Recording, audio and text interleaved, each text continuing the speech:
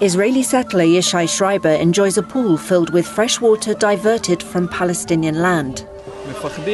They're afraid, terrified to death, right? Any Arab family that came here would simply run away. The spring was a lifeline for the nearby village of Fasail in the Israeli-occupied West Bank.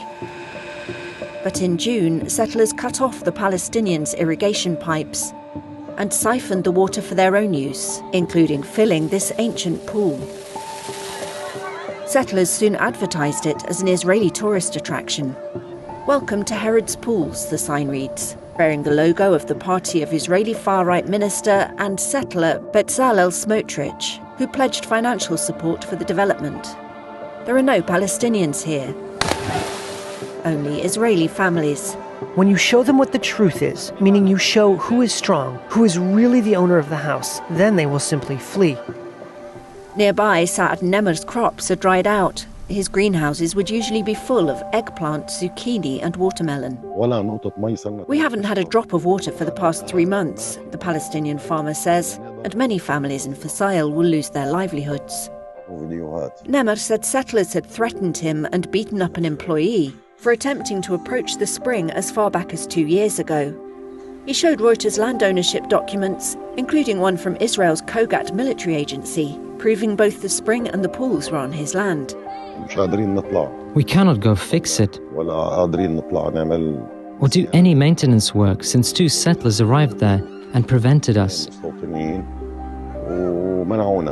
Neither Kogat nor Smotrich responded to requests for comment.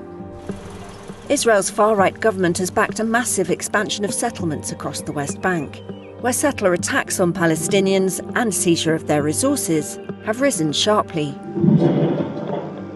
Since the start of this year alone, at least 160 sites related to water and sanitation came under settler attack, according to UN data. Palestinian activist Faris Fuqaha estimates that settlers have seized control of 95% of springs in the northern Jordan Valley, displacing communities. "It's heartbreaking," he says. While Adil Yassin of the Palestinian Water Authority called it part of a water war to force Palestinians off the land. It harms the Palestinian side more than shooting at them. A bullet kills one person, but cutting off a water source kills a community. These natural springs are some of the last still accessible to Palestinians. They're near the city of Nablus, and in the past rarely faced settler raids. But hundreds descended this summer to sit at the tables and wade through the pools. Nizam Faris owns the park. People have become scared and jumpy. They come and ask if the settlers have come or not. We don't see peace and tranquility. We see things going from bad to worse.